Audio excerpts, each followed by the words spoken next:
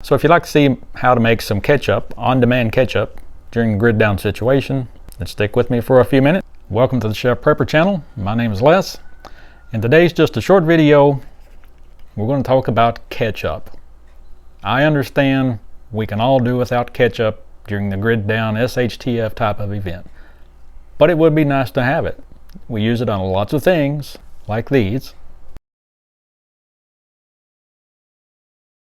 This is not a requirement for your Prepper Pantry to get through a long-term SHTF event, but it will be nice.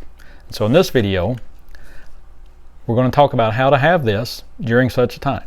There are various ways that you could do this, such as this, and this, or this. In this video, we're going to try to make this with this. What is this, you might ask?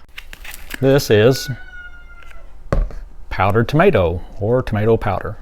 The recipe for what I'm going to do is going to be included down below. So let's make some ketchup.